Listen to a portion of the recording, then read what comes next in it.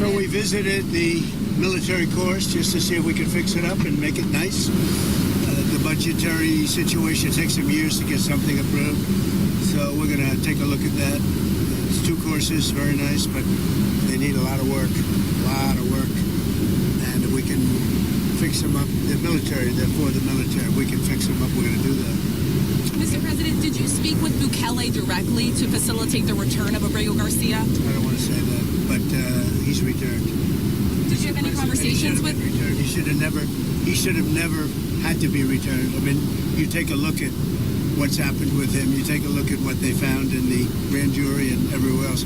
I thought Pam Bondi did a great job today. Was this your call to bring him back to the United States? I don't want to say that. Mr. President, you posted yesterday. By the way, either way, it's a disaster. He's a whole disaster. Look at him with his antics. Not good. And for the Democrats to have backed him, this was not the man from Maryland, this wonderful father from Maryland.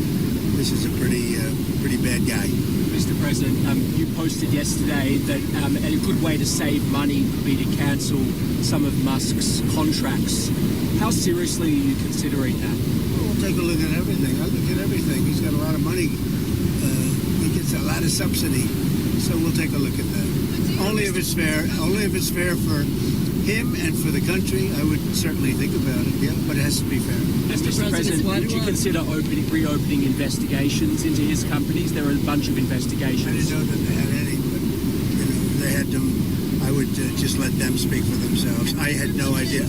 Excuse me. I have no idea whether or not they had investigations. And what's your view on Elon Musk as of today? I mean, have you heard from him at all? As your team? Honestly, I've been so busy working on China, working on Russia, working on Iran, working on so many. I'm not thinking about Elon.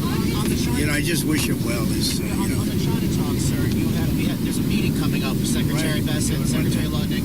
What do you hope to see?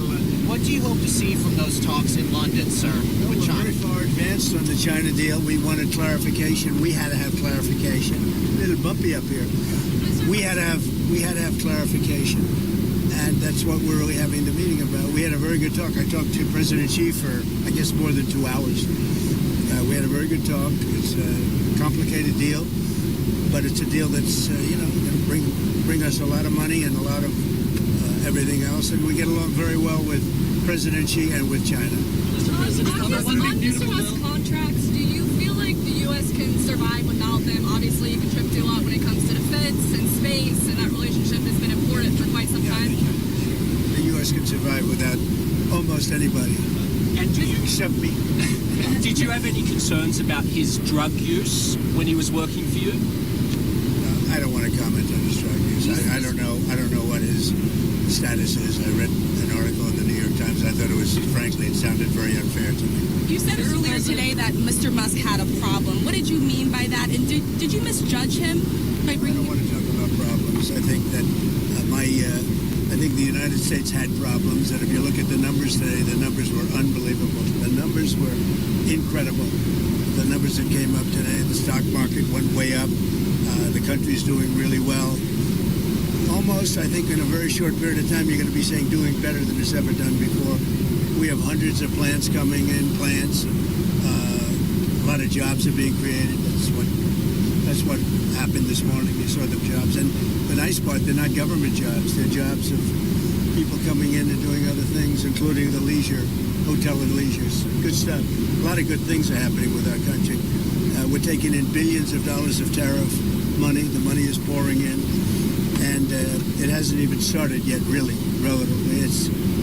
We're going to have a very successful country very soon, and the stock market is seeing that. We have, and I've been saying it, we have the hottest country anywhere in the world, the hottest country.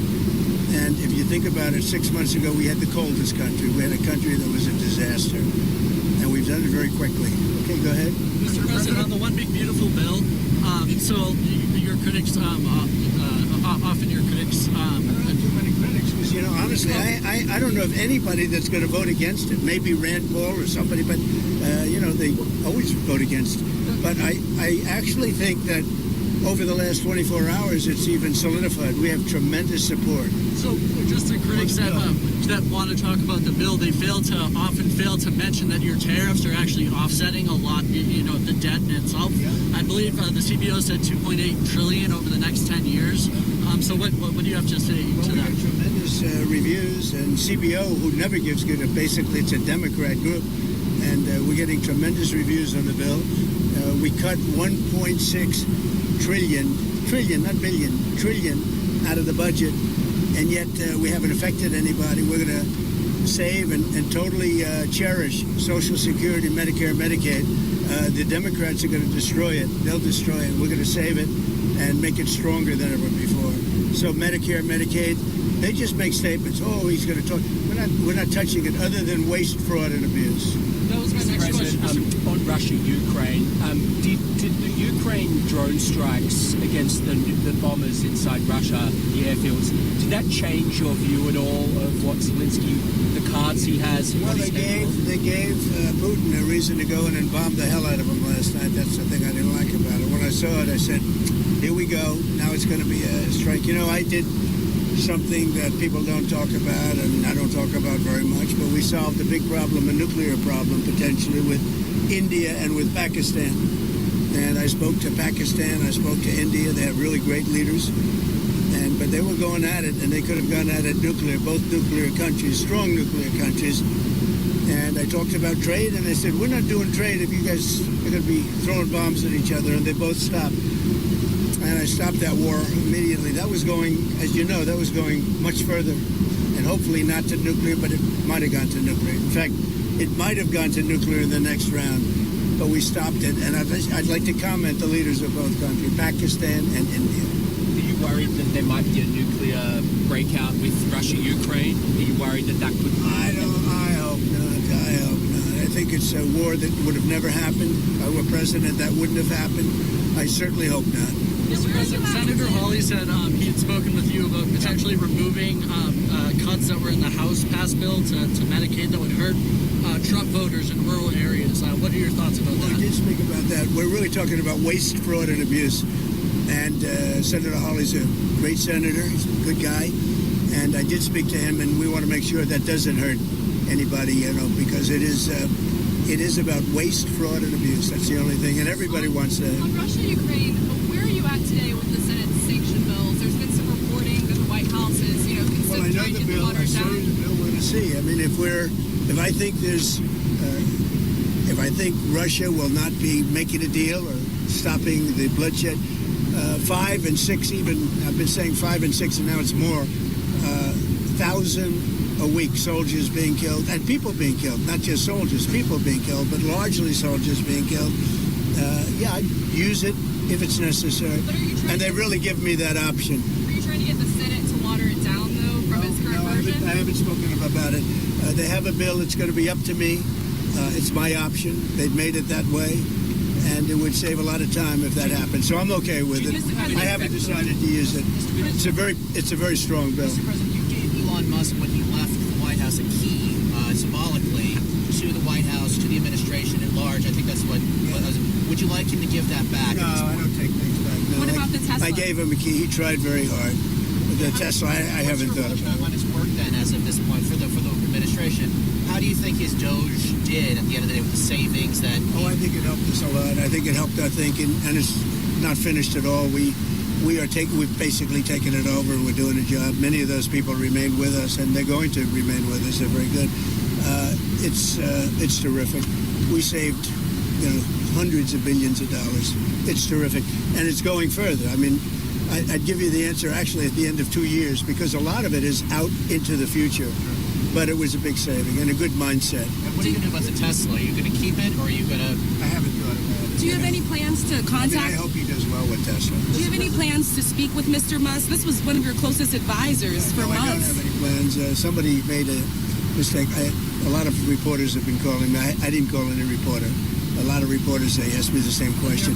No, I don't. I'm not even thinking about that. There apparently were these efforts. This is what I read, to bring you and Elon back together. So those efforts where are they? No, there are efforts. I mean, I've been asked about it, but I'm not really interested in that. I'm really interested in the country and solving problems, including war problems in very far away lands. A lot of people being killed. You know, when I left, we had no problem. We didn't have wars. We defeated ISIS 100%. Iran was broke. There was no Hamas problem. There was no Hezbollah problem. Israel wouldn't have happened, in other words. Russia, Ukraine wouldn't have happened. We had no inflation. And by the way, we have no inflation now. And if we had a good Fed chairman, you would lower rates. And you know what? If inflation happened in a year from now or 2 years, let them raise rates. But we're going out for long-term debt or short-term debt. We have a lot of debt coming due because Biden had all short-term debt, mostly. And we would get a lower rate and a lower interest rate if this guy would lower rates. We get a lower interest rate. It's unbelievable. And he's worried about inflation. If he worries about inflation any longer, all he has to do is get the lower rate, let us go out, borrow at a much lower rate, much lower. You could go down a point or two. We'll go out, borrow them, and if in 2 years inflation comes back, he raises rates. But he keeps them the same. It's insane. What is your next Fed chair? Are you already thinking about who your next Fed chair would be? I know it's 2026 when his term expires, so you're already thinking about it. It's coming out very soon. Who are you thinking about for that? I could tell you, but I don't think I'll. What do you make? I have a pretty good idea. Kevin, What do you- Kevin Warsh, one of He's those very people? highly thought. What do you make of the Ayatollah saying that they have to enrich? They have to be able to No, enrich. they won't be enriching. If they enrich, then we're going to have to do it the other way. And I don't really want to do it the other way, but we're going to have no choice. What's your latest? There's not going to be enrichment. Just one more on Abrego Garcia, sir, because this is a big news for today. Just months ago, it seemed like from El Salvador to even your administration that there was no chances that he would be returned. So can you just explain to the American people what sort of happened to facilitate his return in the last few DOJ weeks? made a decision. I think their decisions have been very, very good. And maybe they just said, look, all of these people, these judges, they want to try and run the country. The judges are a local judge trying to run the country. The man has a horrible past. And I could see a decision being made. Bring him back, show everybody how horrible this guy is. And frankly, we have to do something because the judges are trying to take the place of a president that won in a landslide. And that's not supposed to be the way it is. And so I could see bringing him back. I could see it either way, bringing him back or not bringing him back. But by bringing him back, you show how bad he is. He's a bad guy. On China, sir, did President Xi agree to We're restart landing right the now. flow I'm sorry. of We're rare landing right now. minerals and magnets? Say it what? Did President Xi agree to restart the flow of rare earth minerals and magnets? Yes, he did. Thank you very much, Thank you, everybody. Mr. President. Thank you for coming back.